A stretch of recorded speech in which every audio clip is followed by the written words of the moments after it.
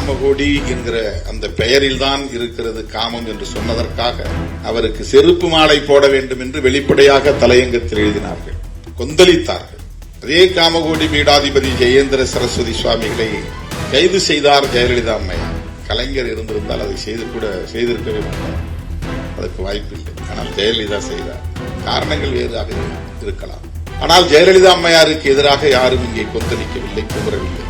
அந்த சக்தியில் தான் இன்றைக்கு ஏன் திருமாவளவனுக்கு எதிராக அல்லது உதயநிதி ஸ்டாலினுக்கு எதிராக செருப்பை எடுத்து வீசாமல் இருக்கிறீர்கள், உங்களுக்கு ரோஷம் இல்லையா என்று எழுதக்கூடிய அளவுக்கு ஒரு இதழுக்கு இங்கே துணிச்சல் இருக்கிறது. இந்து பெண்களை விபச்சாரிகள் என்றார் திருமாவளவன் அப்படின்னு ஒரு டைட்டில் போட்டு அவதூறு பரப்பினார். எல்லாரும் கத்துனாங்க. நான் சொன்னேன், மனுஸ்மிருதியில் இருக்கிறது தான் பேசினேன். ஒரு ஆர்ப்பாட்டத்தை நடத்திட்டு லட்சக்கணக்கான மனுஸ்மிருதிகளை நகல் எடுத்து மக்கள்கிட்ட கொடுத்தோம். ஒரு ஊரா போய் கொடுத்தோம். படிச்சு பாருங்க, படிச்சு பாருங்க, படிச்சு பாருங்க. மாத கணக்கில் நிறைய இடங்கள்ல நிகழ்ச்சி நான் வாய் மூடிட்டேன். பாண்டேங்கிற அனூப் பாண்டேங்கிற ஒரு பிராமண வகுப்பை சார்ந்தவனை விமர்சனம் செய்து ஒரு மீம்ஸ் போட்டுறான். அதுக்காக அவனுக்கு தண்டனை கொடுக்கிறான். என்ன தண்டனைன்னா, ஒரு பிராமணன் கால கழுவி காலை சுத்தம் பண்ணி அந்த தண்ணி அவன் குடிக்கிறான். அந்த தண்டனை பெற்றவன் யாருன்னா எஸ்சி கிடையாது, தலித் கிடையாது. இங்க ஆண்ட சாதின்னு பெருமையா பேசிக்கிறாங்க இல்லையா? அங்க ஆண்ட வம்சம், ஆண்ட சாதி. பிராமணர்களின் பார்வையில் நீயும் சூத்திரம்தான் என்பதற்கு அதுதான் ஒரு சான்று. உனக்கு அந்த நிலை தான் வரப்போகுது. நீ பார், தமிழ்நாட்டில் பிஜேபி வளர்ந்த பிறகு நாள்தோறும் வீடியோ போட்டுக்கிட்டு இருக்கிறாங்களா ஆண்ட பரம்பரை எல்லாம். அவங்க நிலையெல்லாம் என்னங்கிறத பின்னால பார்ப்பாங்க. அப்பதான் திருமாவளவனுடைய போராட்டத்தின் அறுவை புரியும்.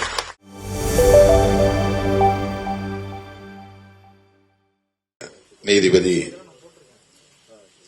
மதிப்பிற்குரிய ஐயா அரி பரந்தாமன் அவர்களே,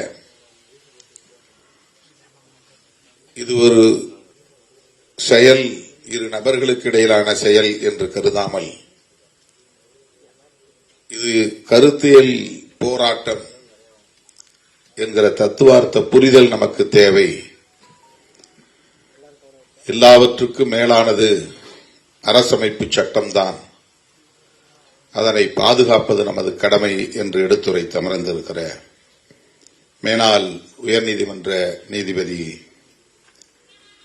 தோழர் கே சந்துரு அவர்களே, நன்றியுரையாற்றி அமர்ந்திருக்கிற வழக்கறிஞரணியின் மாநில துணை செயலாளர் வழக்கறிஞர் பார்த்திபன் அவர்களே, மற்றும் இந்த சங்கத்தை சார்ந்த முன்னணி பொறுப்பாளர்களே, கட்சியின் முன்னோடிகளே, வருகை தந்திருக்கிற உயர்நீதிமன்ற பிற நீதிமன்ற வழக்கறிஞர்களே, உங்கள் அனைவருக்கும் என்னுடைய பணிவார்ந்த வணக்கத்தை தெரிவித்துக் கொள்கிறேன். கனமழை பெய்து பல மாவட்டங்களில் அரசு பாதுகாப்பாக இருக்கும்படி எச்சரிக்கை விடுத்துள்ளது. இந்த சூழலில் சென்னையிலும் மழை வெள்ளம் என்கிற அச்சம் மேலோங்கி இருக்கிறது. செம்பரம்பாக்கம் ஏரியிலிருந்து நீர் திறந்து விடப்பட்டிருக்கிறது. ஆகவே இந்த நிகழ்வை நடத்தலாமா வேண்டாமா என்கிற ஒரு ஊசலாட்டம் இருந்தது.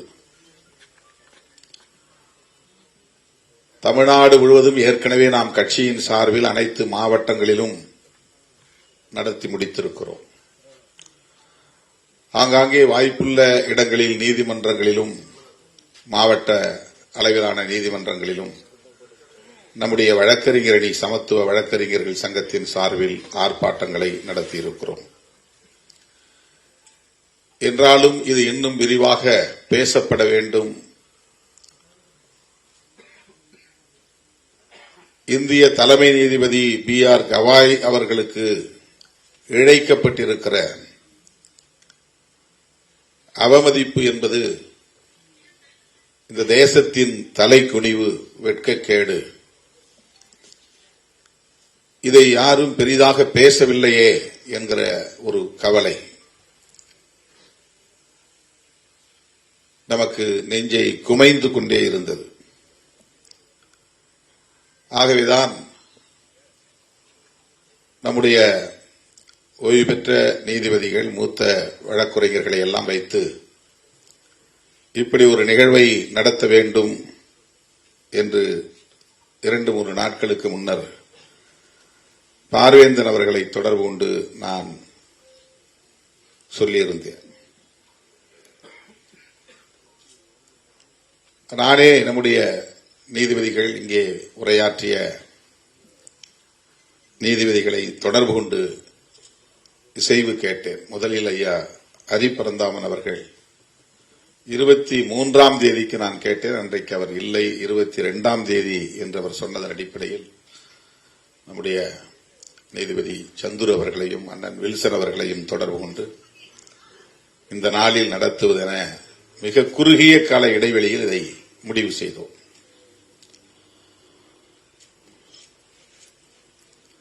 நேற்று நள்ளிரவு 1:30 மணிக்கு நான் ட்விட்டரிலே போட்டேன், அடாது மழை பெய்தாலும் இந்த நிகழ்வு நடந்தே தீரும், வழக்குரைஞர்கள் எல்லோரும் இதில் பங்கேற்க வேண்டும் என்று.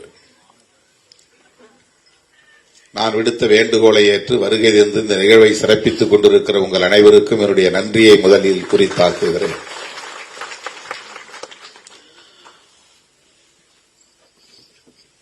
இந்த 3 பேரும் ஆற்றிய உரை எந்த அளவுக்கு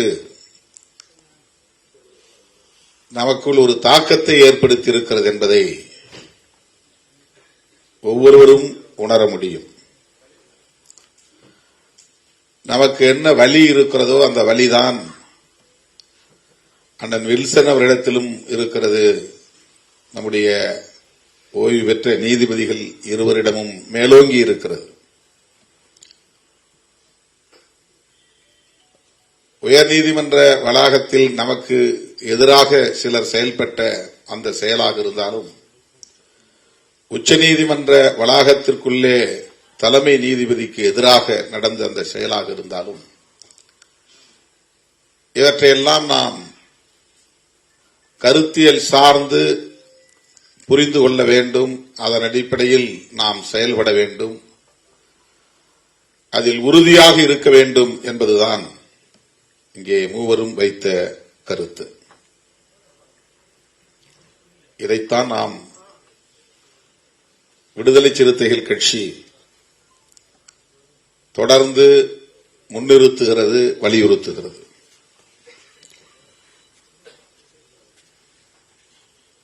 B.R. கவாய் ஒரு தலித் சமூகத்தை சார்ந்தவர், அதனால் அவருக்கு ஆதரவாக பேச வேண்டும் என்பதல்ல நம்முடைய நோக்கம். அவரே அதை ஒரு பொருட்டாக எடுத்துக் கொள்ளவில்லை. அவர் எப்படி எதிர்வினை ஆற்றினார் என்பதை அண்ணன் வில்சன் அவர்கள் இங்கே சொன்னார், நம்முடைய நீதிபதிகளும் குறிப்பிட்டார்கள். அவர் மீது இரக்கம் கொண்டு, பரிவு கொண்டு அல்லது பரிதாபம் கொண்டு நாம் இந்த நிகழ்வை ஒருங்கிணைக்கவில்லை. அடுத்த நாளே நாம் உயர்நீதிமன்ற வாசலில் இந்த ஆர்ப்பாட்டத்தை ஒருங்கிணைக்கவில்லை. இன்றைக்கு சனாதன சக்திகள் எந்த அளவுக்கு கொட்டமடிக்கிறார்கள், ஆணவத்தோடு நடந்து கொள்ளுகிறார்கள் என்பதற்கு இதுவும் ஒரு சான்று. உச்சநீதிமன்ற வளாகத்தில் தலைமை நீதிபதியின் மீதே ஒருவன் செருப்பை எடுத்து வீசுகிறான். வீசிய பிறகு நான் ஏன் மன்னிப்பு கேட்க வேண்டும் என்று மீண்டும் திமிரோடு பதில் சொல்லுகிறான் என்றால் அது எந்த பின்னணியிலிருந்து நிகழ்கிறது என்பதை நாம் யூகிக்க வேண்டும். இந்த 11 ஆண்டுகளில் பாரதிய ஜனதா ஆட்சிக்கு வந்த இந்த 11 ஆண்டுகளில் சனாதன சக்திகளின் கை மிக ஓங்கி இருக்கிறது. எந்த நீதி, நியாயம் போன்றவற்றுக்கும் அவர்கள்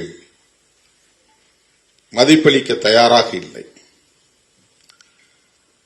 எதிர்த்து பேசினால், எழுதினால் வீடு புகுந்தே கொல்லுவோம் என்கிற அளவுக்கான வெறியாட்டம் தலைவிரித்தாடுகிறது. பேராசிரியர் கல்புர்கி, கௌரி லங்கேஷ், நரேந்திர தபோல்கர் போன்றவர்கள் எல்லாம் எந்த கட்சியையும் சாராதவர்கள், ஆனால் இடதுசாரி சிந்தனையாளர்கள், சனாதன எதிர்ப்பாளர்கள், சமத்துவத்தை விரும்பக்கூடியவர்கள், அரசமைப்பு சட்டத்தின் விழுமியங்களை மதிக்கக்கூடியவர்கள். ஆகவே அவர்கள் வீடு புகுந்து தாக்கி படுகொலை செய்யக்கூடிய அளவுக்கு, துப்பாக்கியால் சுட்டு படுகொலை செய்யக்கூடிய அளவுக்கு அவர்களின் கொட்டம் தலைவிரித்தாடுகிறது. அந்த வரிசையிலே இதுவும் ஒன்று. B.R. கவாய் அவர்களின் மீது செருப்பு வீசிய அந்த நிகழ்வு. நம்முடைய நீதிபதி ஹரிபரந்தாமன் அவர்கள் பேசுகிற போது அந்த சம்பவம் நடப்பதற்கு 2-3 வாரங்களுக்கு முன்புதான் அந்த வழக்கு தொடர்பான மென்ஷனிங் நடந்தது. அதிலே அவர் சொன்னது, உங்களுக்குத்தான் கடவுள் நம்பிக்கை இருக்கிறதே, அவரிடமாவது போய் பிரேயர் செய்யுங்கள் என்று சொன்னார். இதற்காக அவ்வளவு பெரிய எதிர்வினை.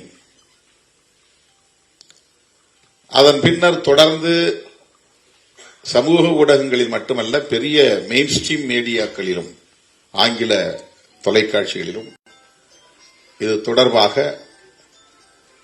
பேனல் டிஸ்கஷன்ஸ் பெரிய இதில் வெளிப்படையாக தலைமை நீதிபதி அவர்களை கண்டித்தார்கள். ஒரு ப்ரொவோக்கிங் டிஸ்கஷன்ஸ், ஆத்திரத்தை தூண்டக்கூடிய விவாதங்கள். இங்கே துக்ளக் இதழை பற்றியும் சொன்னார். ஏன் தமிழ்நாட்டில் யாரும் நீங்க செருப்படுத்தி வீசாம இருக்கிறீங்க சனாதனத்தை எதிர்ப்பவர்கள் மீது என்று வெளிப்படையாக எழுதுகிற துணிச்சல்.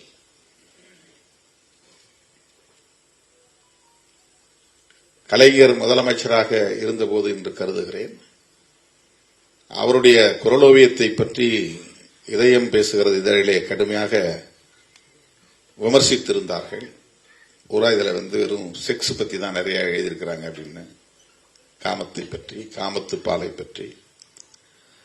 அதை அவர் விமர்சிக்கிற போது, நீங்கள் பெரிதாக மதிக்கிற ஜெகத்குருவின் பெயருக்கு முன்னால் தான் காமகோடி என்று இருக்கிறது, காமகோடி பீடாதிபதி என்று என அவருக்கே உரிய பாணியில் ஒரு மேடையிலே பேசினார்.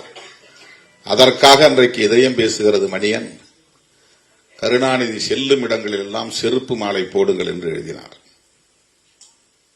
அந்த துணிச்சல்.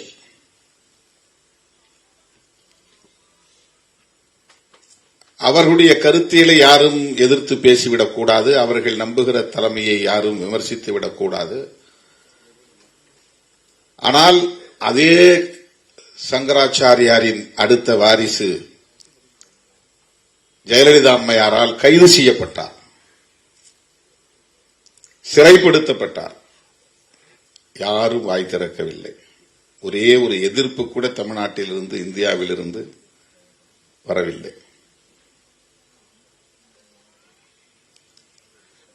இந்த இரண்டுக்குமான ஒப்பீடு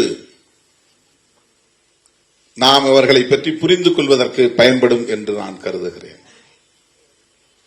காமகோடி என்கிற அந்த பெயரில்தான் இருக்கிறது காமம் என்று சொன்னதற்காக அவருக்கு செருப்பு மாலை போட வேண்டும் என்று வெளிப்படையாக தலையங்கத்தில் எழுதினார்கள், கொந்தளித்தார்கள். அதே காமகோடி பீடாதிபதி ஜெயேந்திர சரஸ்வதி சுவாமிகளை கைது செய்தார் ஜெயலலிதா அம்மையார். கலைஞர் இருந்திருந்தால் அதை செய்திருக்கவே மாட்டார், அதற்கு வாய்ப்பில்லை. ஆனால் ஜெயலலிதா செய்தார். காரணங்கள் வேறாக இருக்கலாம். ஆனால் ஜெயலலிதா அம்மையாருக்கு எதிராக யாரும் இங்கே கொந்தளிக்கவில்லை, குமுறவில்லை. அந்த சக்திகள் தான் இன்றைக்கு ஏன் திருமாவளவனுக்கு எதிராக அல்லது உதயநிதி ஸ்டாலினுக்கு எதிராக செருப்பை எடுத்து வீசாமல் இருக்கிறீர்கள், உங்களுக்கு ரோஷம் இல்லையா என்று எழுதக்கூடிய அளவுக்கு ஒரு இதழுக்கு இங்கே துணிச்சல் இருக்கிறது. ஒரு தனியார் தொலைக்காட்சி உயர்நீதிமன்ற வளாகத்தில் நடந்த பிரச்சனையை எந்த ஆய்வும் செய்யாமல், உறுதிப்படுத்தாமல், பாதிக்கப்பட்டவனாக கருதப்படுகிற அந்த வழக்குரைஞரிடம் கூட பேட்டி எடுக்காமல், அந்த தனியார் தொலைக்காட்சி தான் அதை முதலில் பைக் மீது திருமா கார் மோதியது என்று பதிவு செய்து பரப்புகிறார்கள். அதுதான் பிரச்சனைக்கு முதல் தீப்பொறி. நடந்த சில நிமிடங்களில் அந்த வீடியோ அவர்களின் இணையதளத்தில் பதிவேற்றம் செய்யப்படுகிறது. 2:34 சம்பவம் நடந்ததாக தெரிகிறது. 2:39 அந்த தொலைக்காட்சியின் டிஜிட்டல் சைட் அதுல போய் அதை அப்டேட் பண்றாங்க, போஸ்ட் பண்றாங்க. அதுக்கு பிறகு எடிட் பண்ணி வெளியே போடுறாங்க, தலைப்பு போட்டு. முன்னால் இருந்து வீடியோ எடுத்தது யார் என்று இதுவரையில் யாரும் விசாரிக்கவில்லை. இது நடக்கப் போகுதுன்னு அவனுக்கு எப்படி தெரியும்? 20 செகண்ட், 20 நொடிகள் கூட என் வண்டி அங்கே நிற்கவில்லை. என் கார் கண்ணாடி திறக்கப்படவில்லை. என் வண்டியிலிருந்து யாரும் இறங்கவே இல்லை. கும்பல் கூடினார்கள், ஓடினார்கள். அப்படியே என் கார் கடந்து விட்டது. அந்த தனியார் தொலைக்காட்சி வெளியிட்ட வீடியோவை பார்த்த பிறகுதான் இப்படி ஒரு சம்பவம் நடந்ததே நமக்கு தெரியும். ஆனால் அடித்து கொல்லுங்கடா என்று திருமாவளவன் சொன்னார் அப்படின்னு ஒவ்வொரு ஆள்கிட்டையும் தனித்தனியா பேட்டி எடுத்து போடுறாங்க அடுத்த சில நிமிடங்கள்ல. இப்ப இந்த தொலைக்காட்சி இது மாதிரி இன்னைக்கு தமிழ்நாட்டுக்குள்ள ஒரு 5-6 தொலைக்காட்சிகளை மொத்தமா பிஜேபி RSS குத்தகை எடுத்துக்கிச்சு. அவங்க வேலையே சனாதனத்தை எதிர்க்கக்கூடியவர்களை எதிர்ப்பது, அவர்களுக்கு எதிரான அவதூறுகளை பரப்புவது. 10 ஆண்டுகளுக்கு முன்பு நான் புளியந்தோப்பில் நடந்த ஒரு பொதுக்கூட்டத்திலே பேசுகிற போது, டிசம்பர் 6 புரட்சியாளர் அம்பேத்கருடைய நினைவு நாள் பொதுக்கூட்டம். அப்ப காளிமுத்து தான் அங்க கமிஷனரா இருந்தார், IPS. அப்ப நான் பேசும்போது என்ன சொன்னேன், 400 ஆண்டு கால பழமை வாய்ந்த பாபர் மசூதியை நீங்கள் இடிப்பதற்கு சொன்ன காரணம், அந்த இடத்தில்தான் ராமர் பிறந்தார், ராமர் கோவில் இருந்தது, அதை இடித்துவிட்டு பாபர் மசூதியை கட்டிவிட்டார்கள் என்று சொல்லுகிறீர்கள். 400 வருஷத்துக்கு முன்னால இருந்திருக்கலாம், சரி, நாம் இல்லை என்று வாதிடவில்லை, இருந்திருக்கலாம். அதற்காக இதை இடித்துவிட்டுத்தான் அங்கே கோயிலை கட்ட வேண்டுமா? அப்படி ஒவ்வொரு பெருமாள் கோவிலையும் சிவன் கோவிலையும் போய் ஆய்வு செய்து பார்த்தால், சிவன் கோவில் பெருமாள் கோவில் இருந்த இடங்களிலெல்லாம் முன்பு புத்த விகார்கள் இருந்தன என்று ஆய்வுகள் சொல்லுகின்றன. திருப்பதி கோவிலே புத்த விகார்தான் என்று ஒருவன் ஆய்வு செய்து PhD பட்டம் வாங்கியிருக்கிறான். அவன் பெயர் ஜமனதாஸ். கூகுள்ல கூட போய் பாருங்க, அந்த ஆய்வு கட்டுரையே இருக்கு. இப்ப அவன்லாம் கிளம்புனா என்ன ஆகிறது? இந்த இடத்துல புத்த விகார் தான் இருந்ததுன்னு சிவாலயங்களையும் பெருமாள் கோவில்களையும் இடிக்க தொடங்கினால் என்ன ஆகும் நாடு? ஏன் நீங்கள் பக்கத்திலே, மசூதிக்கு பக்கத்திலே ஒரு ராமர் கோயில் கட்டிக்கொண்டால் என்ன என்று பொருள்பட நான் பேசினேன். இது அப்படியே திரித்த தொலைக்காட்சி தான் இந்த தொலைக்காட்சி. சிவாலயங்களை இடிப்போம், திருமாவளவன் ஆவேசம் அப்படின்னு டைட்டில் போட்டான். நான் சொன்ன இன்டர்பிரேஷனே வேற. நீங்க ராமர் பிறந்த கோவில், ராமர் கோயில் இருந்த இடத்துல 400 வருஷத்துக்கு முன்னால அந்த இடத்துல இருந்தது, அது இந்த இருந்த இடத்துல மசூதியை கட்டிட்டீங்க, அதனால நாங்க இடிச்சிட்டு தான் அந்த இடத்துல ராமர் கோயில் கட்டுவோம் சொல்றீங்களே, அது என்ன நியாயம்? பக்கத்திலே பல ஏக்கர் நிலத்தை வாங்கி உங்களால கட்ட முடியாதா அதே அயோத்தியாவில்? இதுதான் என்னுடைய கொஸ்டின், என்னுடைய கேள்வி இதுதான். ஆனா அது எப்படி திருச்சி அவதூறு பரப்புனாங்க பாருங்க. அதே மாதிரி கொரோனா டைம்ல நான் ஆன்லைன்ல பேசுறேன்.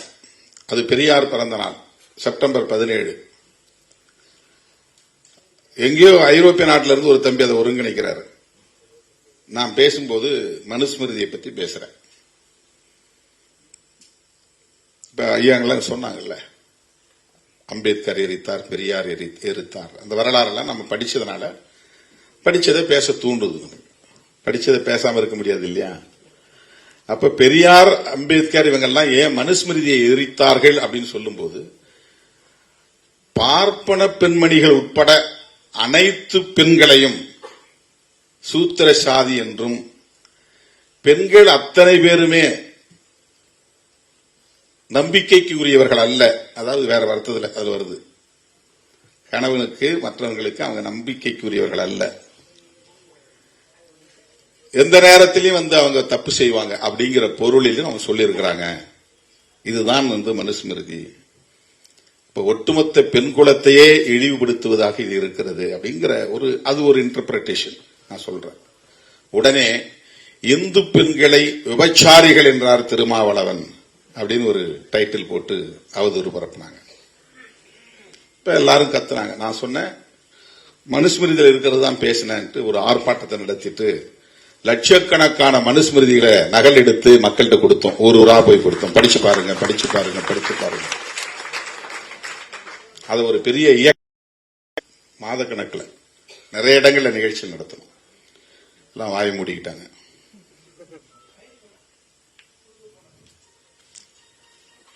தோழர்களே, அவர்கள் இந்த பிரச்சனையில் உடனே ஒரு 100 வீடியோ போட்டிருப்பாங்க. 20 பேர் உள்ள பூந்து பார் கவுன்சிலுக்குள்ள கொடூரமா தாக்கினார்கள். அவர் இப்ப உயிர் போற நிலையில படுத்து கிடக்கிறாரு. 15 நாள் ஹாஸ்பிட்டல்ல கிடக்கிறாரு. அப்படி ஒன்னும் இல்ல. ஆனா ஹாஸ்பிட்டல்ல போய் இப்படி படுத்து நாடகம் ஆடுறாங்கிறத சொல்றதுக்காக நான் என்ன சொன்னேன், ஒரு 4 தட்டு தட்டினாங்க, ஒழுங்கா கூட அடிக்கல. ஆனா அவன் போய் படுத்து கிடக்கிறான். இதான் அது கண்டென்ட், அதனுடைய பொருள். திருமாவளவன் பாரு வன்முறையை தூண்டுகிறார். இப்ப அடிக்க சொல்றாருல, இவர் இப்படி பேசுவார், அப்ப அடிக்க சொன்னது உண்மைதானே அப்படின்னு ரெண்டையும் காரலேட் பண்றாங்க. இப்ப வீடியோ கிடைச்சிருக்கு, ஃபுட்டேஜ். அவங்க பேசின வாய்ஸ் எல்லாம் மியூட் பண்ணிட்டு கொடுத்துட்டாங்க. உள்ள என்ன பேசுறாங்க சும்மா ஒரு 30 செகண்ட்ஸ்க்குள்ள எல்லாம் நடந்து முடிஞ்சு போகுது. 30 நொடிகள்ல அவன் ஓடுறான். உள்ள போயிட்டு 53 நிமிஷம் அந்த பார் கவுன்சில்ல இயல்பா இருக்கிறான். அங்க போறான், இங்க வரான், அவரை பாக்குறான், இவரை பாக்குறான், உட்கார்றான், பேப்பர் படிக்கிறான், எழுதுறான், நல்லா ஆரோக்கியமா இருக்கிறான். போலீஸ் வாப்பான்னு ஸ்டேஷனுக்கு கூப்பிட்டு போறாங்க. ஸ்டேஷன் போட்டு பொத்துன்னு கீழே விழுந்துட்டான். அப்படி உடனே ஆம்புலன்ஸ் கூடுங்க, ஆம்புலன்ஸ் கூப்பிடுங்க, ஆம்புலன்ஸ் கூப்பிடுங்க கத்துறாங்க. உடனே ஆம்புலன்ஸ் ஏத்திட்டு போறாங்க. போய் அங்க டியூப் வைக்கிறாங்க, கழுத்துல பேடு போடுறாங்க. உடனே முக்கியமான தலைவர்கள் எல்லாம் போன் பண்ணி வர சொல்றாங்க. எல்லாம் பாக்குறாங்க. 10 நாள் ஹாஸ்பிட்டல்ல. இது எவ்வளவு பெரிய நாடகம் பாரு. இதனுடைய நோக்கம் என்ன? அந்த தனியார் தொலைக்காட்சியில காட்டின வீடியோவுக்கு அடுத்து 35வது நிமிஷத்துல அண்ணாமலை ட்வீட். உடனே எச் ராஜா, அப்புறம் நயினார் நாகேந்திரன், அப்புறம் கஸ்தூரி, வானதி சீனிவாசன், இவங்கெல்லாம் யார்?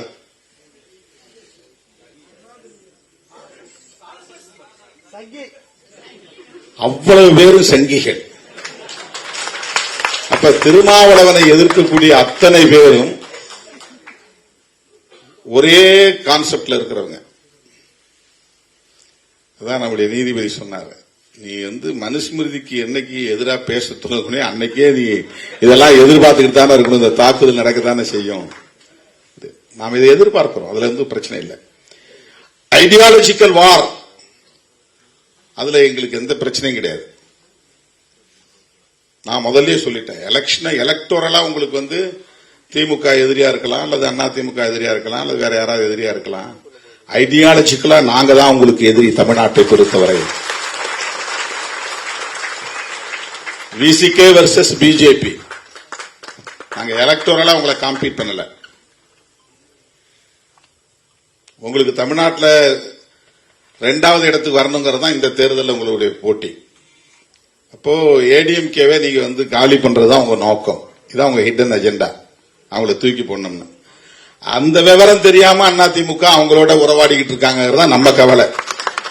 அதான் அடிக்கடி சொல்றேன், நீ உங்களுடைய இண்டிபெண்டன்சியை காப்பாத்திக்கிங்க, தனியா நில்லுங்க. உங்களுக்கு இன்னும் தனியா அந்த அம்மா இல்லாத நேரத்திலே 65 இடத்துல வெற்றியை கொடுத்திருக்கிறாங்க. உங்க ஓட் பேங்க் இன்டாக்டா இருக்குது, அப்படியே காப்பாத்திக்கிங்க. அதை டிஎம்கே வர்சஸ் ஏடிஎம்கேன்னு இருந்தாதான் தமிழ்நாட்டுக்கு நல்லது. டிஎம்கே வர்சஸ் பிஜேபின்னு மாத்தி விட்டுறாதீங்க. அது நல்ல அரசியல் இல்ல. நீங்கள் எல்லாம் பெரியார் பாசறையில் வளர்ந்தவர்கள், கொஞ்சம் சிந்திச்சு பாருங்க அப்படின்னு நம்ம அப்பப்ப சொன்னா, நீ யார் இதை பத்தி கேட்கன்னு கேட்கிறாங்க அதிமுகவில். எலக்டோரலா எப்படி வேணாலும் உங்களுக்குள்ள சண்டை போட்டுங்க, அது பிரச்சனை கிடையாது. ஆனால் சாதி ஒழிப்பை ஏற்காதவர்கள், சமத்துவத்தை ஏற்காதவர்கள், பெண் உரிமையை விரும்பாதவர்கள், இந்த மண்ணில் வலுப்பெற வேண்டும் என்று விரும்புவதை, அதற்கு முயற்சிப்பதை, அதற்கான அரசியல் நகர்வுகள் செய்வதை எப்படி நாம் வேடிக்கை பார்த்துக் கொண்டிருக்க முடியும்? அதுதான் பிரச்சனை. இதனால் நாம் தலையிட்டு பேசினால் ஏதோ நாம திமுகவுக்காக தான் பேசுறோம் அப்படின்னு சில அற்பர்கள் வதந்திகளை பரப்புகிறார்கள். இந்த அம்பேத்கர் பெயரில் இயங்கக்கூடிய இயக்கங்களும் சேர்ந்துக்கிட்டு பேசுறாங்க. ஒரு டிஎம்கேவுக்கு முட்டு கொடுக்கிறாரு. டிஎம்கே கோலோச்சுகிற கட்சி, அதுக்கு யாரு போய் முட்டு கொடுக்க போறா? சாயிர கட்சிக்கு தானே முட்டு கொடுக்க முடியும். ஒரு பொருள் இந்த செவரு பொதுவா சாய போகுதுன்னா போய் முட்டு கொடுத்து நிப்பாட்டுவான், சாயாம இருக்கிறது. இப்ப சாயும் நிலையில் இருக்கிற ஒரு இயக்கத்திற்கு தான் முட்டு கொடுக்க முடியும். அது ஒரு அசுர பலத்தோட ஆட்சியில் உட்கார்ந்து இருக்கிற கட்சி, 6வது முறையா ஆட்சியில் உட்கார்ந்து இருக்கிற கட்சி. அந்த கட்சியை எவனோ எதிர்த்து பார்த்து அவன் எல்லாம் போய் சேர்ந்துட்டான், காணாம போயிட்டான், கரைஞ்சு போயிட்டான். அந்த கட்சி அவங்களை எதிர்கொள்றதுக்கு வலிமை உள்ள கட்சி. அதுக்கு போய் நாம ஏன் முட்டு கொடுக்கணும்? நாங்க ஏன் தலையிடுறோம்னா, நாங்கள் பேசுகிற அரசியலுக்கு நீங்கள் வேட்டு வைக்கிறீர்கள். அது திமுக பேசலாம், திமுக பேசுங்கிறதுக்காக நாங்க இந்த அரசியல பேசாம இருக்க முடியாது. நாங்களும் பேசுறது சமூக நீதி அரசியல். நாங்கள் பேசுகிற அரசியல் பெரியாரிய அரசியல். நாங்கள் பேசுகிற அரசியல் அம்பேத்கரிய அரசியல். பி.ஆர். கவாய் அம்பேத்கரைட். அவர் ஒரு அம்பேத்கரியவாதி. அவருக்கு நேர்ந்திருக்கிற அவமதிப்பு என்பது அரசமைப்பு சட்டத்திற்கு எதிரான அவமதிப்பு, இந்திய தேசத்திற்கு எதிரான அவமதிப்பு, அம்பேத்கரிய அரசியலுக்கு எதிரான அவமதிப்பு. அவருடைய தந்தை ஆர்.எஸ். கவாய் அம்பேத்கர் அவர்களுக்கு தளபதியாக இருந்தவர். அவர்கள் சமகாலத்து தலைவர்களுள் அவரும் ஒருவர். அம்பேத்கர் அவர்கள் உயிரோடு இருந்தபோது ஒரு அரசியல் கட்சியை தோற்றுவிக்க வேண்டும் என்று விரும்பி ஷெட்யூல் காஸ்ட் பெடரேஷனையும் இண்டிபெண்டன்ட் லேபர் பார்ட்டியையும் இணைத்து ஒரு அரசியல் கட்சியை தொடங்க வேண்டும் என்கிற விவாதம் நடந்தபோது அந்த விவாதத்தில் கலந்து கொண்டவர் ஆர்.எஸ். கவாய். அப்போ என் சிவராஜ், தந்தை என் சிவராஜ், ஆர்.எஸ். கவாய் போன்றவர்கள் அம்பேத்கரோடு சேர்ந்து குடியரசுக் கட்சியை உருவாக்க முடிவெடுக்க டிசம்பர்ல இறந்து போறார். இறந்து போனதுக்கு பிறகு அந்த தலைவர்கள் எல்லாம் ஒன்னா சேர்ந்து கோபர்கடே, ஆர்.எஸ். கவாய், தந்தை சிவராஜ் இவங்கெல்லாம் ஒன்னா சேர்ந்து உருவாக்கின கட்சி தான் RPI, Republican Party of India. அது கொஞ்ச நாள்ல ரெண்டா உடைஞ்சிருது. கவாய் பிரிவினும் கோபர்கடே பிரிவினும் ரெண்டா உடைஞ்சிருது தேசிய அளவில். அந்த கவாய் பிரிவினுடைய தலைவர் தான் இவருடைய அப்பா ஆர்.எஸ். கவாய். அவருடைய பேர்ல தான் அது கவாய் ஃபேக்ஷனே உருவாகுது. அவர் லோக்சபா மெம்பராகவும் இருந்திருக்கிறாரு, ராஜ்யசபா மெம்பராகவும் இருந்திருக்கிறாரு, 3 மாநிலங்கள்ல கவர்னராகவும் இருந்திருக்கிறார் ஆர்.எஸ். கவாய். பீகார்ல கவர்னர், சிக்கிம்ல கவர்னர், கேரளாவில் கவர்னர். அவர் ஒரு அம்பேத்கரைட். 1956 அக்டோபர் 14ஆம் ஆண்டு புரட்சியாளர் அம்பேத்கர் அவர்கள் நாக்பூரிலே லட்சக்கணக்கானோரோடு பௌத்தத்தை தழுவிய போது ஆர்.எஸ். கவாய் குடும்பமும் பௌத்தத்தை தழுவியது. ஆகவே ஒரு பௌத்தர். யார்? பி.ஆர். கவாய். இப்ப அவங்க அம்மா உயிரோடு இருக்கிறாங்க. அண்மையில சென்னையில் அவங்களை சந்திச்சேன். அந்த நிகழ்ச்சியில அறிமுகப்படுத்தினாங்க. பார்த்த உடனே அவங்க சொன்னாங்க, நீங்க எங்க இருக்கீங்க? அவரை கூட சீஃப் ஜஸ்டிஸோட தான் இருக்கீங்களா அப்படின்னு கேட்டேன். ஆங்கிலத்தில் பேசினாங்க. நான் எங்க ஊர்ல சொந்த ஊர்ல இருக்கிறேன், எனக்கு எந்த சொந்த வீடும் கிடையாது, ஜனங்களோட இருக்கிறேன், ஜனங்களோட நான் போய் புத்திசத்தை பரப்பிக்கிட்டு இருக்கிறேன், பௌத்தத்தை பரப்புதான் என் வேலை, ஜனங்களோட சொந்த வீடு இல்லைன்னு சொன்னாங்க. இந்தியாவினுடைய தலைமை நீதிபதியின் தாய் மக்கள் தொண்டு ஆற்றுவதில் அவ்வளவு ஆர்வம் கொண்டவராக இருக்கிறார். எந்த உடைமையும் எனக்கு வேண்டாம் என்கிற அந்த பற்றற்ற நிலையில் வாழ்ந்து கொண்டிருக்கிறார். அவர் நினைச்சிருந்தாருன்னா அவங்க போய் டெல்லியில அவர் கூட இருக்கலாம், பெரிய பங்களாவில் வாழலாம், அவ்வளவு பெரிய வசதிகளோடு வாழ முடியும். அவர் ஒரு அம்பேத்கரைட். கவாய் அவர்களின் தாயார் ஒரு அம்பேத்கரியவாதி. அப்படிப்பட்ட அந்த குடும்பத்தை சார்ந்த பின்னணியில் இந்தியாவின் தலைமை நீதிபதியாக வந்திருக்கிறார் என்றால் அவர் சந்தித்த சவால்கள் எவ்வளவு இருக்கும். நீதிபதி சந்திர அவர்கள் பேசும்போது ஒரு புதிய செய்தியாக இருந்தது. KR நாராயணன் அவர்கள் குடியரசுத் தலைவராக இருந்தபோது KG பாலகிருஷ்ணன் அவர்களை வரவிடாமல் தடுக்கிற முயற்சி எப்படியெல்லாம் நடந்தது.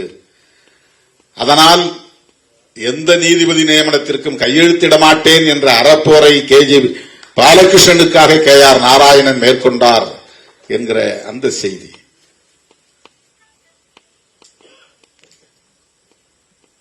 இந்தியா முழுவதும் தலித்துகளுக்கு எதிராக,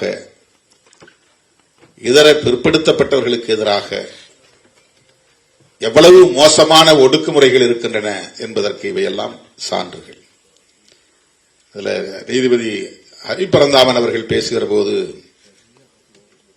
மத்திய பிரதேச நீதிபதி அதுல்ய ஸ்ரீதரன் அவர்களை தூக்கி அடிச்சாங்க. அதுல ஒரு விஷயத்தை அவர் சொன்னார். இதை எத்தனை பேர் சரியா கவனிச்சுன்னு தெரியல. பாண்டேங்கிற அனூப் பாண்டேங்கிற ஒரு பிராமண வகுப்பை சார்ந்தவனை விமர்சனம் செய்து ஒரு மீம்ஸ் போட்டுறான். அதுக்காக அவனுக்கு தண்டனை கொடுக்கிறார்கள். என்ன தண்டனைன்னா, ஒரு பிராமணன் காலை கழுவி காலை சுத்தம் பண்ணி அந்த தண்ணி அவன் குடிக்கணும். அந்த தண்டனை பெற்றவன் யாருன்னா SC கிடையாது, தலித் கிடையாது. இங்க ஆண்ட சாதின்னு பெருமையா பேசிக்கிறாங்க இல்லையா? அங்க ஆண்ட வம்சம், ஆண்ட சாதி. பிராமணர்களின் பார்வையில் நீயின் சூத்திரம்தான் என்பதற்கு அதுதான் ஒரு சான்று. உனக்கு அந்த நிலை தான் வரப்போகுது. நீ பார், தமிழ்நாட்டில் BJP வளர்ந்த பிறகு நாள்தோறும் வீடியோ போட்டுக்கிட்டு இருக்கிறாங்களா ஆண்ட பரம்பரை எல்லாம். அவங்க நிலையெல்லாம் என்னங்கிறது பின்னால பார்ப்பாங்க. அப்பதான் திருமாவளவனுடைய போராட்டத்தின் அருமை புரியும். அப்பதான் அந்த அருமை புரியும். யாருக்காக பேசினான், எதற்காக பேசினான், அவன் சொன்னது உண்மைதான். 2026 சட்டமன்ற தேர்தலுக்கு பிறகுதான் அதிமுக காரர்கள் சிந்திக்க போகிறார்கள். திருமாவளவன் சொன்னது சரிதான், BJP நம்மளை காலி பண்ணிடுச்சு அப்படிங்கறது அப்பதான் புரியும். 2026 சட்டமன்ற தேர்தல் முடிஞ்ச உடனே தெரிய போகுது பாருங்க. அதுதான் நடக்க போகுது.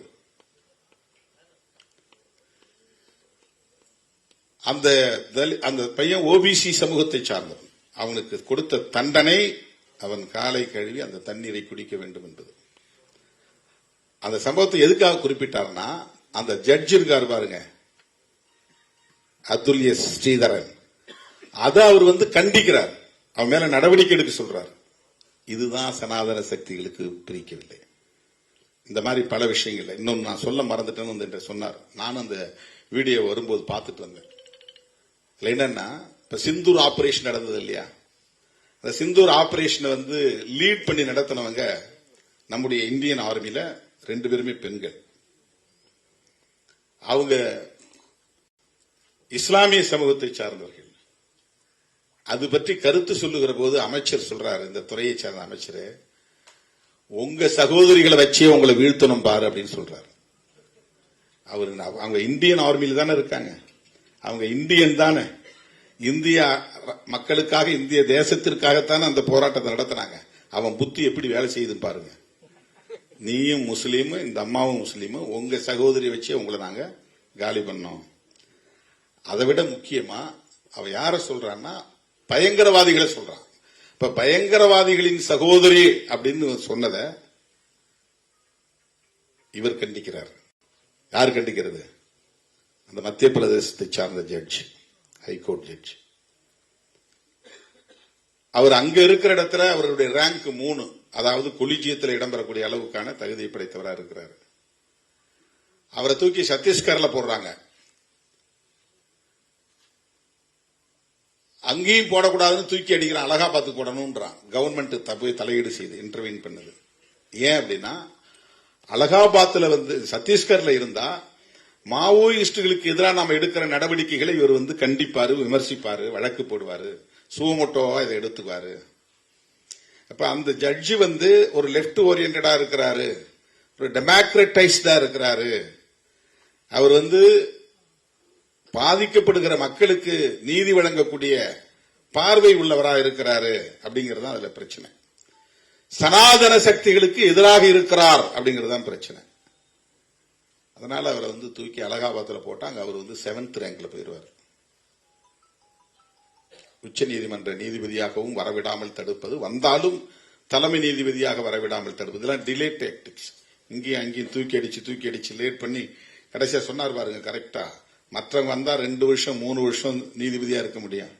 ஆனா கவாய் மாதிரி ஆள் வந்தா 6 மாசத்துக்குள்ள அவங்க காலி ஆகிற மாதிரி தான் எலிவேட் பண்ணுவாங்க. இவ்வளவும் திட்டமிட்டு நடக்கிறது, ரொம்ப கால்குலேட்டிவா நடக்குது. உச்ச நீதிமன்றத்தினுடைய மொத்த நீதிபதிகளுடைய எண்ணிக்கை தலைமை நீதிபதி உட்பட 34 பேர் தான்.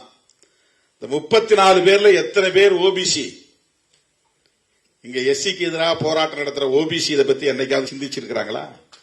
திருமாவளவன் கொடிக்கம்பத்தை வெட்டி சாய்க்கிற ஓபிசியை ஏன் சுப்ரீம் கோர்ட்ல 34 பேர்ல எங்க சமூகத்தை சார்ந்த யாரும் இல்லைன்னு யாராவது கேள்வி எழுப்புறாங்களா? போராட்டம் நடத்துறாங்களா? அந்த சிந்தனை இருக்கா? இல்ல. தலித்துகள் ஒரு சக்தியா வந்துடக்கூடாது. அப்படி வளர்ந்தா அவங்க கட்டுக்குள்ள இருக்கணும். நீ அரசியல் செய், ஆனா எங்க கூட வந்துரு, பிஜேபி அணிக்கு வந்துரு, பிஜேபியோட இரு, எங்களுக்கு ஆதரவு சக்தியா இரு, இல்லைன்னா உன்னை இப்படிதான் காலி பண்ணுவோம். இதுதான் இன்றைய அரசியல் நகர்வுகள், உத்திகள். இதுல என்னன்னா ஆர்எஸ்எஸ் பிஜேபி இது men for Brahmin and upper caste people அப்படிங்கிறது எல்லோருக்கும் தெரியும். ஆனா அண்ணாமலை மாதிரி ஆட்கள் கூவிட்டு கிடக்குறாங்க. நான் கேட்டா நான் அப்படி ஐபிஎஸ் படிச்சேன்றான். ஏது ஓபிசிக்கு எதிரான சங்கங்கிறது கூடவா தெரியல? சூத்திரசாதிகளுக்கு எதிரான சங்கம் அப்படிங்கிறது கூட உன்னால புரிஞ்சுக்க முடியல. இது வளர்ந்தா ஓபிசி சமூகத்தை சார்ந்தவர்கள் தான் பாதிக்கப்படுவார்கள் அப்படிங்கிற ஒரு அடிப்படை ஞானம் கூடவா இல்ல, அறிவு கூட இல்லைன்னு கேட்டா கோபம் வந்துடும்.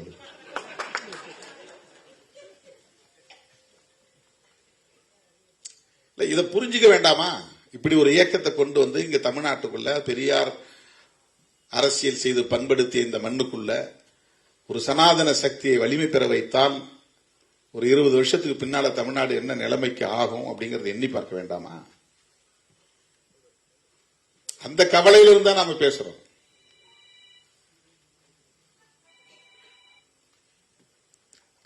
நாம் கூட்டணியில இருக்கிறோம் என்பதற்காக, கூட்டணியின் நலன்களுக்காக பேசுகிறோம் என்பதை போன்ற ஒரு தோற்றத்தை ஏற்படுத்தி தலித் மக்களுக்கு எதிராக என்னை கொண்டு போய் நிறுத்துகிறாங்க. நான் தலித்துகளுக்கு ஆதரவா பேசல, திமுகவுக்கு ஆதரவா பேசுறேன். நாங்க திமுக விமர்சனம் பண்ணா நீ ஏன் தலையீடு செய்யற? நான் பேசுற அரசியலை நீ விமர்சிக்கிற. நான் பேசுற அரசியல் பெரியார் பேசிய அரசியல். பெரியாரையே நீ விமர்சிக்கிற போது நான் எப்படி வேடிக்கை பார்த்துட்டு இருக்க முடியும்? அதே நீ காலி பண்ணிட்டா நான் எப்படி இங்க களத்தில் நின்று மக்களை அணிதிரட்ட முடியும், அரசியல் படுத்த முடியும்? பெரியாரே நீ கன்னடன் சொன்னா நாளைக்கு அம்பேத்கரை மராத்தின்னு சொல்றது எவ்வளவு நேரம் ஆகும்? அப்ப அம்பேத்கர் வேண்டாம், பெரியாரு வேண்டாம், மார்க்ஸ் வேண்டாம்னா நான் எந்த அரசியல பேச முடியும்? சமத்துவத்திற்கான அரசியல். இங்க இனவாதம் தான் சாதியவாதமாக இருக்கிறது, சாதியவாதம் தான் இனவாதமாக இருக்கிறது, சாதியவாதம் இனவாதம் தான் இங்கே மதவாதமாக இருக்கிறது, மதவாதம் தான் சனாதனவாதமாக இருக்கிறது. அதை நாம் புரிந்து கொள்ள வேண்டும்.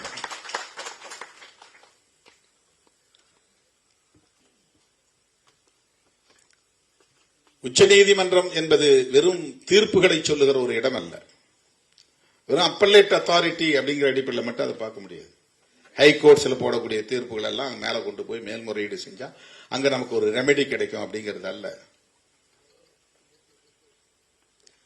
உச்சநீதிமன்றம் என்பது இந்திய தேசத்தை கட்டமைப்பதற்கான அரசமைப்பு சட்டத்தின் பாதுகாப்பு அரண். சுப்ரீம் கோர்ட் என்பது அரசமைப்பு சட்டத்தின் பாதுகாப்பு அரண்.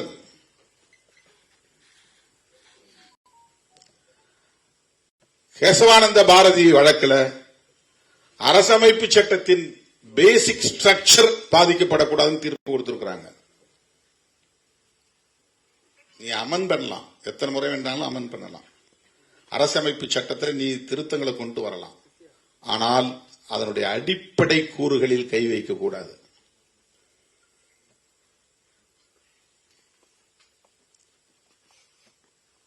ஒட்டுமொத்தமாக இவ்வளவு பெரிய புத்தகம் இன்னைக்கு சின்னதா காட்டினாங்க. அந்த புத்தகத்தினுடைய மொத்த சாராம்சமும் பிரியாம்பிள் இருக்கு.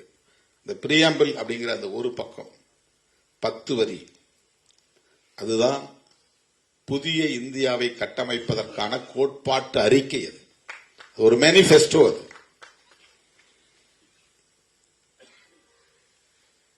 அந்த சாராம்சத்தை முற்றாக சிதைப்பதுதான் சனாதன சக்திகளின் நோக்கம். B.R. கவாய் நான் ஒரு செக்யூலரிஸ்ட் அப்படின்னு ஏன் சொல்றாரு? அவர் ஒரு அம்பேத்கரைட், அதனால சொல்றாரு. அவர் கான்ஸ்டிடியூஷனை நம்புறார், அதனால சொல்றாரு. அதுதான் ரொம்ப முக்கியமானது. சனாதன சக்திகளால் பொறுத்துக் கொள்ள முடியாத, சகித்துக் கொள்ள முடியாத ஒரு சொல் அரசமைப்பு சட்டத்திலே இருக்கிற சொல் செக்யூலரிசம் என்பதுதான். அம்பேத்கர் ஒரு பெரிய ராஜதந்திரி, பெரிய டிப்ளமேட். முதல்ல அவர் அரங்கேற்றம் செய்யும் போது பிரியாம்பிள் அதை அவர் இன்சர்ட் பண்ணல, அந்த சொற்றொடரே இல்லை அதுல. ஆனால் இது செக்யூலர் கான்ஸ்டிடியூஷன். உருவாக போகிற state union government secular government. குடிமகனாக இருக்கிற எவனும் கடவுள் நம்பிக்கை கொண்டவனாக இருக்கலாம், மத நம்பிக்கை கொண்டவனாக இருக்கலாம், எந்த மதத்தையும் சார்ந்து இருக்கலாம், அந்த மதத்தை உதறிவிட்டு இன்னொரு மதத்துக்கு போகலாம், அந்த சுதந்திரம் அவனுக்கு உண்டு. ஆனால் நாங்கள் உருவாக்க போகிற இந்த புதிய அரசாங்கம் மத சார்பற்ற அரசாங்கம்.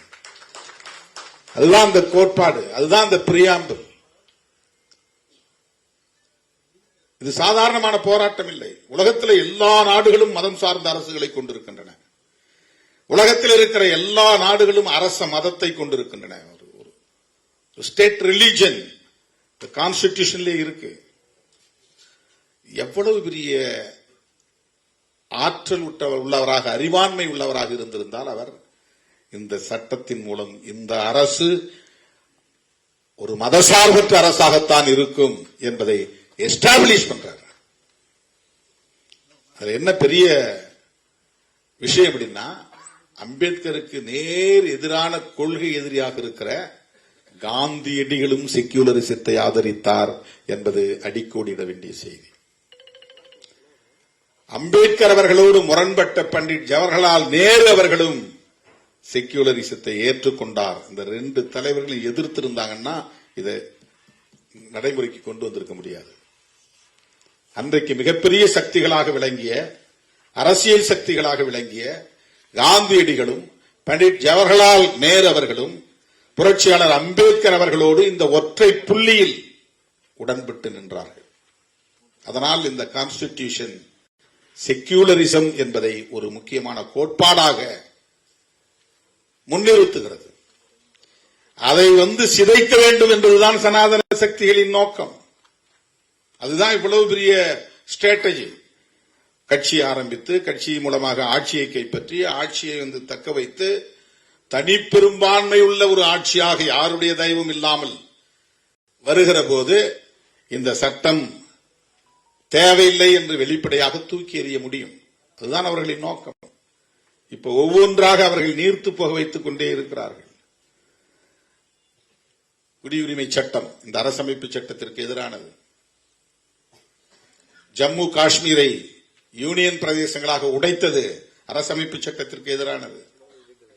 முத்தலாக் சட்டத்தை ரத்து செய்து அவர்கள் ஒரு சட்டம் கொண்டு வந்தது அரசமைப்பு சட்டத்திற்கு எதிரானது. சொல்லிக்கிட்டே போலாம்.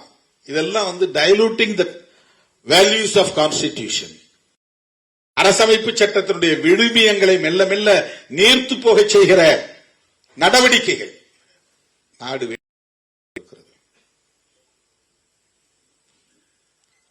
நீதி சொல்லுகிற இடங்களிலும், உயர்நீதிமன்றம், உச்சநீதிமன்றம் போன்ற மிக உயரிய இடங்களிலும் இன்றைக்கு அவர்களின் கருத்தை முன்மொழியக்கூடியவர்களாக இருக்கிறார்கள். அதற்கு மிக முக்கியமான ஒரு சான்றாக நான் இன்றைக்கு நினைத்தாலும் அப்படியே குமைகிறது. நான் எதை பார்க்கிறேன் என்றால், பாபர் மசூதி தொடர்பான வழக்கில் அவர்கள் தந்த தீர்ப்பு. அந்த இடத்தை தோண்டி பார்த்தோம், கீழே கட்டிடங்கள் இருந்துச்சு. ஆனா அது கோயிலா என்பதற்கு எந்த அடையாளமும் இல்லை. கட்டிடங்கள் இருந்தது உண்மை, இந்து கோவில் இல்லை என்று ஒப்புக்கொள்கிறார்கள். அப்படின்னா என்ன? ராமர் கோவில் அங்க இல்லைன்னு அர்த்தம். அப்படின்னா ராமர் கோயில் அவர்கள் இடிக்கவில்லை என்று பொருள். இப்ப ராமர் கோவிலை இடித்துவிட்டு பாபர் மசூதியை கட்டியதாகத்தானே அவர்களின் குற்றச்சாட்டு. ஆனால் உங்களுடைய ஆய்வில் அறிக்கையில் அங்கே இந்து கோவில்கள் இருந்ததாக எந்த சான்றும் இல்லை, ஆதாரமும் இல்லை என்று உச்சநீதிமன்றம் ஒப்புக்கொள்கிறது. அப்படின்னா என்ன தீர்ப்பு சொல்லிருக்கணும்? இடிச்சது தப்பு, இடிச்சது காரணமானவர்கள் மீது வழக்கு தொடுத்து நடவடிக்கை எடுக்கணும், அதே இடத்துல மறுபடியும் பாபர் மசூதியை கட்டணும் அப்படின்னு சொல்றதுதானே ஜஸ்டிஸ். ஆனா நீதிமன்றம், உச்ச நீதிமன்றம் என்ன தீர்ப்பு கொடுத்தது என்றால், இதெல்லாம் உண்மைதான், அங்க யாரும் இந்து கோயில் கட்டல, இந்து கோவிலை இடிக்கல, பாபர் மசூதியை இடிச்சதும் தப்புதான், ஆனா அந்த இடத்துல தான் ராமர் கோயில் கட்டணும். உங்களுக்கு வேணா பக்கத்துல இன்னொரு கோயில இடத்தை வாங்கி அங்க மசூதியை கட்டுங்க. இப்ப ராமர் கோயிலை கட்டி முடிச்சிட்டீங்க, பாபர் மசூதி கட்டினீங்களா? சுப்ரீம் கோர்ட் டைரக்ஷன் தானே, அதுவும் கவர்மெண்ட் தானே பொறுப்பு எடுக்கிறதா அந்த தீர்ப்பு சொல்லி இருக்கு. இதுவரையிலும் ஏன் கட்டல, அதற்கான எந்த முயற்சியும் எடுக்கல. அப்ப எந்த எத்திக்ஸும் கிடையாது. நாங்க நினைச்சதுதான், உச்ச நீதிமன்றத்தின் தீர்ப்பையும் நாங்களே எழுதுவோம், அதுதான் அதற்கு பொருள். பாபர் மசூதி தொடர்பாக அவர்கள் தந்த தீர்ப்பு நியாயமான தீர்ப்பா? நீதிபதிகள் கடவுளுக்கு சமம் என்றல்லவா பொதுமக்கள் கருதுகிறார்கள். அவங்க வாய் திறந்துட்டா அது கடவுள் சொன்ன மாதிரி. அவங்க யாருக்கும் எதுக்கு ஈல்டாக கூடாது. அதனால அவங்களுக்கு தேவையான எல்லா வசதிகளையும் சட்டம் செய்து கொடுக்குது. அவங்களுக்கு பங்களா, அவங்களுக்கு காரு, அவங்களுக்கு நல்ல சம்பளம், அவங்களுக்கு பாதுகாப்பு, எல்லாவற்றையும் கொடுப்பதற்கு என்ன காரணம்னா, அவங்க லஞ்ச லாவண்யங்களை ஈடுபட்டு பயாஸ்டா ஒரு சார்பா தீர்ப்பு வழங்கிவிடக் கூடாது என்பதற்காகத்தான் கான்ஸ்டிடியூஷனே அவங்களுக்கு அப்படிப்பட்ட உயரிய மதிப்பை தருகிறது, பாதுகாப்பை தருகிறது. ஆனால் அவர்களே இப்படி தீர்ப்பு எழுதினால், எச்சில் இலையில சூத்திரவால் படுத்து வருள்வது அவர்களுக்கான மத உரிமை என்று தீர்ப்பு எழுதினால் நாடு என்ன ஆகும்? இந்த 21ஆம் நூற்றாண்டில் இப்படி யாராவது சிந்திப்பார்களா? உயர் நீதிமன்றத்திலே அமர்ந்திருப்பவர்கள் இப்படிப்பட்டவர்கள் நீதிபதியாக இருந்தால் எப்படி இங்கே சகோதரத்துவம் வளரும், சமத்துவம் வளரும்? இது எப்படி மத உரிமையாகும்? பகுத்தறிவாக சிந்திக்க வேண்டும் என்பதுதானே நாகரிக வளர்ச்சியின் அடிப்படை. நாகரிகம் எப்படி வளர முடியும்? சயின்டிபிக்கா திங்க் பண்ணணும், ரேஷனலிஸ்டா இருக்கணும், அதுதானே நாகரிக வளர்ச்சி. பகுத்தறிவா சிந்திக்கணும், அறிவியல் பூர்வமா சிந்திக்கணும், அதுதானே நாகரிக வளர்ச்சி. எச்சில் இலையில் படுத்து உருளுவது அவர்களுக்கான உரிமை என்று அதை நியாயப்படுத்தி ஒரு தீர்ப்பு வழங்கப்படுகிறது என்று சொன்னால், நீதிமன்றம் யாருடைய கட்டுக்குள் போயிருக்கிறது, எந்த சிந்தனை உள்ளவர்களின் கட்டுக்குள் முடங்கி கிடக்கிறது என்பதை எண்ணி பார்க்க நமக்கு கவலை அளிக்கிறது.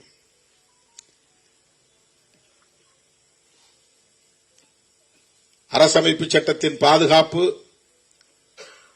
இன்றைக்கு மிகப்பெரிய சவாலாக நம் முன்னால் இருக்கிறது.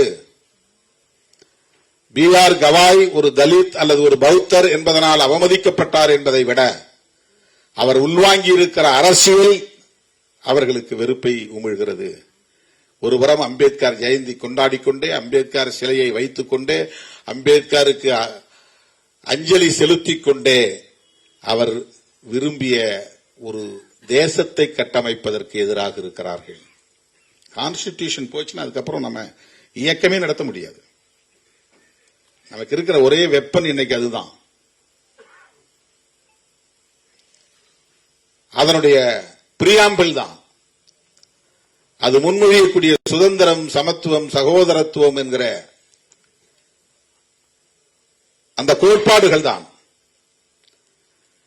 அது முன்மொழியக்கூடிய புளூரலிசம் என்கிற பன்மைத்துவம், அது முன்மொழியக்கூடிய செக்யூலரிசம் என்கிற மதச்சார்பின்மை, அது முன்னிறுத்தக்கூடிய பெடரலிசம் என்கிற கூட்டாட்சி தத்துவம்.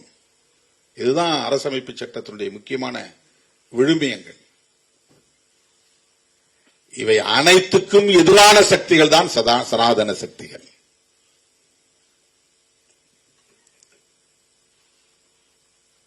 இதை கருத்தியல் ரீதியாக நாம் துணிந்து எதிர்த்து களமாட தயாராக வேண்டும். எலக்டோரல் எப்படி இப்படி அப்படி வரலாம் போலாம். இப்ப 4 MLA இருக்கிற அடுத்த எலெக்ஷன்ல ஒருத்த கூட இல்லாம போகலாம். அது பிரச்சனை இல்லை. அது அல்ல நம்முடைய நோக்கம். நம்மளை தோக்கடிக்கணும்னு நினைப்பாங்க, தோக்கடிச்சிட்டு போங்க, அது பிரச்சனை கிடையாது. அதுக்காக நாங்க களத்துக்கு வரல. ஐடியாலஜிகளா ஒருபோதும் நாங்கள் பின்வாங்க மாட்டோம். கருத்தியல் ரீதியாக ஒருபோதும் பின்வாங்க மாட்டோம். அதனாலதான் என்ன உந்தி தள்ளியது. 6ஆம் தேதி பாக்குறேன், 7ஆம் தேதி புரொட்டஸ்ட் பண்ணுங்க, கட்சியை உடனே திரட்ட முடியாது, ஒரு 100 வழக்கறிஞர்களாவது நம்முடைய வழக்கறிஞர்கள் வீதிக்கு வர வேண்டும், அடுத்த நாள் போராட்டம் நடத்தணும். நானே வந்து தலைமை தாங்கிறேன், நீங்க நடத்திட்டு போங்க நான் சொல்லல. ஏன்னா நானும் ஒரு அட்வொகேட்டா என்ரோல் பண்ணிருக்கிறேன். அந்த தம்பி தான் அட்வொகேட், நான் அட்வொகேட் இல்லையா. அவனுக்காக எல்லா பார் அசோசியேஷனும் வெளியே வராங்க. அங்க நின்னவங்களும் அட்வொகேட்ஸ் தான். அவன் யாருன்னு சட்டையில எழுதியிருக்கா, என்ன சாதின்னு, அவன் முகத்துல ஏதாவது அடையாளம் இருக்கா, என்ன மதம்னு.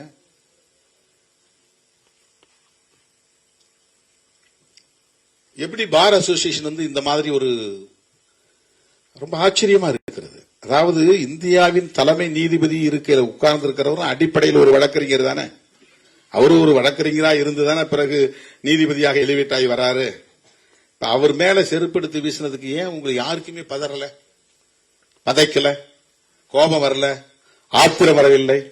அதை எதிர்த்தல்லவா ஒவ்வொரு பார் அசோசியேஷனும் வீதிக்கு வெளியே வந்திருக்கணும், போராட்டம் நடத்தி இருக்கணும், கண்டன தீர்மானம் நிறைவேற்றி இருக்க வேண்டும், கண்டன அறிக்கை வெளியிட்டு இருக்க வேண்டும். என்ன மாதிரியான புரிதல் இது, என்ன அணுகுமுறை இது? ரொம்ப அதிர்ச்சியாகவும் இருக்கிறது, வியப்பாகவும் இருக்கிறது. எப்படி இவங்க எல்லாம் சிந்திக்கிறார்கள்? ஜனநாயகத்திற்கு இங்கே இடமே இல்லையா?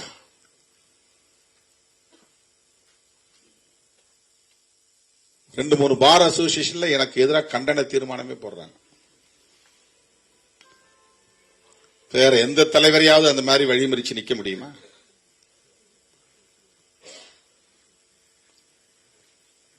சரி, திருமாவளவனுடைய பாதுகாப்பு என்ன அப்படின்னு யாராவது பேசியிருப்பாங்களா? நான் அதை பொருட்படுத்தவே இல்லை. நான் உடனே டிசி என்ற லைனுக்கு வந்தாரு. சார், அந்த தம்பி தெரியாம ஏதோ பண்ணிருப்பாரு, விடுங்க, அவரை வந்து ஸ்டேஷன்லாம் கொண்டு போவாதீங்க, தயவுசெய்து அவரை வெளியே அனுப்புங்க அப்படின்னு நான் சொன்னேன். அப்ப கூட அவர் என்ன சாதி, என்ன மதம், அவர் வட்வை கேட்டா எதுவுமே நமக்கு தெரியாது. உங்க பையங்கள்லாம் அங்க மறியல் பண்றாங்க, யாரு சார் அங்க இருக்கிறாங்க, ரஜினிகாந்த் எல்லாம் உட்கார்ந்துருக்காங்க, போனை கொடுங்க. உடனே போனை கொடுத்தேன். ஏன்பா இதை போய் பிரச்சனை ஆக்குறீங்க, கலைஞ்சு போங்க, பெருசாக்காதீங்க, கம்ப்ளைண்ட் எல்லாம் கொடுக்க வேண்டாம். பார்வேந்திரன் கம்ப்ளைண்ட் எழுதிட்டு இருக்காங்க, கம்ப்ளைண்ட் எல்லாம் கொடுக்க வேண்டாம், எதுக்கு போய் கம்ப்ளைண்ட் கொடுக்குறீங்க? ஒரு சிம்பிள் மேட்டர், இது சாதாரணமான விஷயம். இதுக்கு வந்து டிசி சுந்தரவடிவேலே சாட்சி, அவருடைய போன்ல தான் பேசினேன். ஆட்டோ ரெக்கார்டு இருந்தாலும் இருக்கும், அவர் அது கொடுத்தாருன்னா நம்ம சோசியல் மீடியாவில் போடலாம். நான் பேசினது நாம் அதை சாதாரணமா தான் எடுத்துக்கிட்டோம். எத்தனையோ இடங்கள், இது ஒன்னா ரெண்டா, இந்த 35 வருஷத்துல நான் சந்திச்சது ஒன்னா ரெண்டா, பல நேரங்கள்ல கல்லெடுத்து அடிச்சு நம்ம அதை வெளியே சொல்லல. நம்முடைய பேனட்ல அடிச்சிருக்கிறாங்க, செருப்பு எடுத்து தூக்கி காட்டியிருக்கிறாங்க, எத்தனையோ சம்பவங்கள் நடந்திருக்கு. எதையுமே நம்ம பொருட்படுத்தல. அது அவனுக்கு சொல்லப்பட்டிருக்கிற செய்தி, அதனால அவன் ஆத்திரப்படுறான். அப்பதான் நான் சொன்னேன், கல்லெடுத்து வீசக்கூடிய தம்பிகள் ஒரு நாள் பூவெடுத்து வீசுவார்கள் அப்படின்னு நான் சொன்னேன். அதனால எதையுமே நம்ம பெரிதுபடுத்தினதே கிடையாது. ஆக்சிடென்ட்ல என் முகத்துல இந்த காயம் ஏற்பட்டு நான் வந்து வேடச்செந்தூர்ல இருந்து திண்டுக்கல் ஹாஸ்பிட்டல்ல போயிருக்கிறேன். நான் கொஞ்சம் சுயநினைவு வந்து இருந்தப்ப பத்திரிகையாளர் வந்து கேட்டான், சார் இதுல PMK தலையிட்டு இருக்குமா, சதி செய்திருக்குமா, பாட்டாளி மக்கள் கட்சி தான் உங்களை வந்து கொல்ல முயற்சித்தார்களா? நான் அவனை கடுமையா கோபிச்சேன். என்னப்பா தேவையில்லாத கொஸ்டின் கேக்குறீங்க, அதுக்கு இதுக்கு என்ன சம்பந்தம் இருக்கு? அப்படிலாம் கிடையாது, அதெல்லாம் இல்லைன்னு சொன்னேன். அதை வச்சு நான் அரசியல் பண்ண விரும்பல. இப்ப போராட்டத்தை நிறுத்தின உடனே ரஜினிகாந்த் எல்லாம் சொன்னாங்க, நாம வந்து போராடி இருக்கணும்னா அவனை அரெஸ்ட் பண்ண சொல்லி எங்க தலைவருடைய பாதுகாப்புக்கு ஒரு பெரிய கேள்விக்குறின்னு சொல்லி நாம வந்து போராட்டம் நடத்தி அவன் மேல FIR போட வச்சு அவனை அரெஸ்ட் பண்ண வச்சிருந்தோம்னா நம்ம மேல இப்படி யாரும் திரும்பி இருக்க மாட்டாங்க. நீங்க போராட வேண்டாம்னு சொன்னதுனால வந்த விளைவுதான் இது அப்படின்னு சொன்னாங்க. பரவாயில்ல, இது வந்து நான் மறுபடியும் சொல்றேன், இதுல BJP RSS எல்லாம் இருக்கிறாங்க. இதை தாண்டி இன்னொரு அரசியல் அதுக்குள்ள இருக்குது. பார் கவுன்சில் எலெக்ஷன் வரப்போகுது, பார் கவுன்சில் எலெக்ஷன் வரப்போகுது. அதை காஸ்ட் போலரைசேஷனுக்காக சாதியவாதிகள் இதை ஊதி பெருக்கிட்டாங்க. பார் கவுன்சிலுக்குள்ள இருக்கிற சாதியவாதிகள் ஒவ்வொருத்தனுக்கும், அமுல்ராஜ், திருமாவளவன், அவங்க ஒரே காஸ்ட், அமுல்ராஜுக்கு எதிராக இது அரசியல் பண்ணணும்னு நினைக்கிறவங்க எல்லாம் பண்றாங்க. அமுல்ராஜுக்கு எனக்கும் பாக்குற இடத்துல அலுவலர் சொல்லிட்டதோட சரி. அவருடைய அரசியல் நம்முடைய அரசியல் இதுவரை ஒரு நாளும் விசிகேவுக்கு அவர் வந்ததில்லை. அவர் இருக்கிற அரசியலுக்கு நான் போனதில்லை. அவர் எலெக்ஷன்ல நின்று வந்து இதெல்லாம் ஆதரவு கேட்டதில்லை. அவருக்கு ஆதரவா விடுதலை சிறுத்தைகளின் வழக்கறிஞர் சங்கம் போய் பிரச்சாரமும் பண்ணது கிடையாது. அவருடைய சொந்த செல்வாக்கில் அவர் ஜெயிச்சு வந்தார். அவர் அந்த இடத்துக்கு வந்திருக்கிறார். ஆனா எப்படி முடிச்சு போடுறான் பாருங்க. ஏன்னா சாதியவாதிகள் எப்போதுமே சாதியவாதமா தான் சிந்திப்பாங்க. தலித்துகள் ஒருபோதும் சாதியவாதமா சிந்திச்சதே கிடையாது. அப்படி சிந்திச்சதே கிடையாது. அதுலயும் விடுதலை சிறுத்தைகள் அப்படி நினைச்சது கிடையாது. யாருகிட்டே அப்படி உறவானது கிடையாது. அவர் தலித்து, அதனால எங்களுக்கு ஏதாவது சப்போர்ட் பண்ணுங்கன்னு போய் அவர்கிட்ட ஏதாவது கேட்டோமா? நம்ம அறிக்கை விடுங்கன்னு சொன்னோமா? கிடையாது. ஒண்ணுமே கிடையாது. அந்த புட்டேஜ் கேட்டோம். அது முறைப்படி எழுதி கொடுத்தாதான் இந்த சந்திரமோகன் திலீபன் வந்திருக்கிறாரு. ஏதோ போய் பயங்கரமா தாக்கிட்டாரு நாங்களும் நினைச்சுக்கிறோம். நாங்க போனா ரெண்டு கையை வாங்குறாரு. வீடியோ பார்த்தா கையோ அவ்வளவுதான். கொடூரமாக தாக்கினார் அப்படின்னு போடுறாங்க. அது மூணு தடவை தள்ளும்போது ஒரு தடவை முடியல இப்படி லேசா போகுது, இப்படி தட்டுக்கிறாரு. அவர் தலையில கூட ஓங்கி அடிக்கல. ஆனா கொடூரமாக தாக்கினார்கள், கடுமையாக தாக்கினார்கள். அவர் ஏன் உள்ள போனாருன்னு தெரியல. எப்படி அவர் ஏதாவது கார்டு வாங்க போனாரான்னு தெரியல. எவ்வளவு இதுக்கு என்ன காரணம்னா பார் கவுன்சில் எலெக்ஷன் ஒரு காரணம். காஸ்ட் போலரைசேஷனுக்காக உடனே திருமாவளவன் திருமாவுடைய ஆட்கள் உள்ள பூந்து அடிச்சுட்டாங்க அப்படின்னு சொல்லி ஒரு குறிப்பிட்ட சமூகத்துக்கு எதிராக திருமாவளவனை நிறுத்தி அதன் மூலமா ஒரு காஸ்ட் போலரைசேஷனை உருவாக்குறது. அப்படியே சாதி ரீதியா எல்லா இடங்களையும் தகவல் கொடுத்து அப்படி பண்ணிட்டாங்க, இப்படி பண்ணிட்டாங்க, விடாதீங்க, அங்கங்க தீர்மானம் போடுங்க, அங்கங்க ஆர்ப்பாட்டம் நடத்துங்க. பி.ஆர். கவாய் மீது செருப்பு வீசியதை கண்டித்து ஆர்ப்பாட்டம் நடத்துங்கள் என்று சொல்ல ஆளே இல்லை, தீர்மானம் போடுங்கள் என்று சொல்ல ஆளே இல்லை. எனது அருமை தோழர்களே, இது ஒரு புரிதலுக்காகத்தான் சொல்லுகிறேன். நாம எப்பவும் ஜனநாயக பாதையை விட்டு விலக வேண்டாம். நாம் எப்போதும் சமூக நல்லிணக்கத்திற்கு எதிராக செயல்பட வேண்டாம். நாம் எந்த சாதிக்கு எதிராகவும் சாதி அடிப்படையில் செயல்பட தேவையில்லை.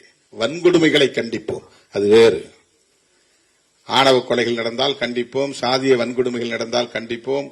அது இந்த சாதி அந்த சாதி என்பதற்காக அல்ல, பாதிக்கப்பட்ட மக்களுக்காக நிற்போம், அவ்வளவுதான். யார் பாதிக்கப்பட்டாலும் நிற்போம். அதுவே நமக்கு சாதி ஒரு அளவுகோல் கிடையாது.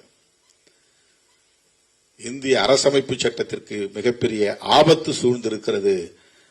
அந்த சக்திகள் சனாதன சக்திகளாக இருக்கிறார்கள். அந்த சக்தியிடமிருந்து இந்த நாட்டை காப்பாற்ற வேண்டும் என்பதற்கு முன்பு அரசமைப்பு சட்டத்தை பாதுகாக்க வேண்டும். அதுதான் நம் முன்னால் இருக்கிற சவால். அந்த அடிப்படையில் நாம் ஒருங்கிணைந்து செயல்பட வேண்டும். இப்படிப்பட்ட ஜனநாயக சக்திகள் நம் கருத்தியலோடு உடன்பட்டு நிற்கிறார்கள் என்பதே நமக்கு மிகப்பெரிய பலம். நமக்கு மிகப்பெரிய பலம். உயர்நீதிமன்றத்தில் மிக உயர்ந்த அதிகார பீடத்தில் அமர்ந்து பாதிக்கப்பட்டவர்களுக்காக நீதி வழங்கியவர்கள் இன்றைக்கு நம் பக்கம் நின்று நம்முடைய குரலுக்கு ஆதரவு தெரிவித்திருப்பதை எண்ணி பெருமைப்படுகிறேன். நம்முடைய அழைப்பை ஏற்று வருகை தந்து இந்த நிகழ்வில் பங்கேற்று அரசமைப்பு சட்டத்தை பாதுகாப்பதற்கான உணர்வை, விழிப்புணர்வை நம்மிடையே உருவாக்கி இருக்கிற நீதிபதிகளுக்கும் அண்ணன் வில்சன் அவர்களுக்கும் என்னுடைய நெஞ்சார்ந்த நன்றியை தெரிவித்து விடைபெறுகிறேன். நன்றி, வணக்கம்.